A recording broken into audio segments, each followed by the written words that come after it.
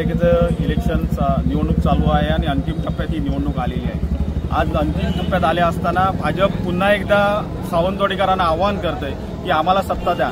पण माझा पहिला भाजपवासियांना प्रश्न आहे, जे नेते मंडळी आवाहन करतात सावंतवाडीकरांना की गेली अनेक वर्ष आपल्याकडे सत्ता आहे, नगराध्यक्ष होता, सावंतवाडीचं राज्यातली सत्ता आपल्याकडे आहे, केंद्रातली सत्ता आहे, मग आपल्याकडे सत्ता असताना कोणता विकास केलात आणि जर केलास तर मग पुन्हा दाखवा, तुम्हाला मतं मागायची का गरज पडते, पुन्हा एकदा सत्ता द्या, विकास करून दाखवतो म्हणून। म्हणजे तुमच्याकडून कुठल्याही प्रकारचा विकास झालेला नाही म्हणून आज इथे या ठिकाणी आर्थिक म्हणजे पैशाचा पाऊस पाडण्याचा प्रयत्न केला जातोय आणि परंतु मला खात्री आहे सावंतवाडीकर याला सुद्धा भाजपला भीक घालणार नाही। दुसरी गोष्ट ते केसरकरांची आहे, केसरकरांबद्दल काय बोलावं, आता केसरकर किती खोटे बोलतात याचा अनुभव सावंतवाडीकरांना चांगला आहे, परंतु आज त्यांनी आजारपणाचा नोटंकी केलेली आहे। मी केसरकर सगळीकडे सावंतवाडी फिरताना दिसत आहेत, मात्र इकडे मात्र पत्र काढून जाहीर करतात की मी फिरू शकत नाही, हे नाही, ही आता केसरकरांनी नोटंकी बंद करावी आणि आपण कधी भाजपमध्ये प्रवेश करणार आहात हे खऱ्या अर्थानं केसरकरांनी जाहीर करावं। लवकरात लवकर केसरकर हे भाजपवासी आहेत, त्याच्यामुळे मी सावंतवाडीकरांना सुद्धा विनंती करतो की केसरकरांना सुद्धा मतदान करू नये,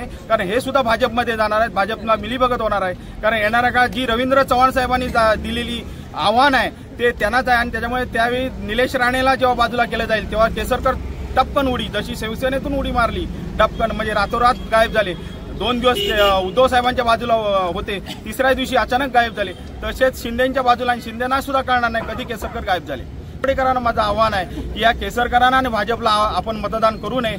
खऱ्या अर्थानं इथे प्रामाणिकपणा आणि जो निष्ठेने काम करतोय प्रामाणिकपणा, म्हणजे तो भ्रष्टाचारापासून वंचित राहील अशा तऱ्हेच्या सीमाताई आम्हाला घराघरातल्या वाटणाऱ्या सीमाताईंना मतदान केलं पाहिजे। खऱ्या अर्थानं त्याच सीमाताई आपल्याला या ठिकाणी प्रामाणिकपणे तुमची सेवा करू शकतात, त्याच्यामुळे अशा सीमाताईंना तुम्ही निवडून द्या आणि खऱ्या अर्थानं सावंतवाडीचा विकास करून घ्या। त्याच्यावर आमचा सर्व पॅनल, आम्ही चांगले असे उमेदवार, सुशिक्षित असे उमेदवार, प्रामाणिक असे उमेदवार, सर्व उमेदवार दिलेले आहेत, जे खऱ्या अर्थानं नवीन चेहरे आणि अनुभवी चेहरे याची भर दिलेली आहे। तो पॅनल सुद्धा द्या, कारण सीमाताईंचे हात बळकट केले पाहिजेत। उद्या विकासासाठी बळकट करणं हात महत्वाचा आहे। मला खात्री आहे सावंतवाडीकर त्यांना सुद्धा आमच्या जास्तीत जास्त नगरसेवक इथे निवडून देऊन सीमाताईंचे अधिक बळकट हात करत या ठिकाणी शिवसेना उद्धव बाळासाहेब ठाकरे पक्षाची सत्ता देतील।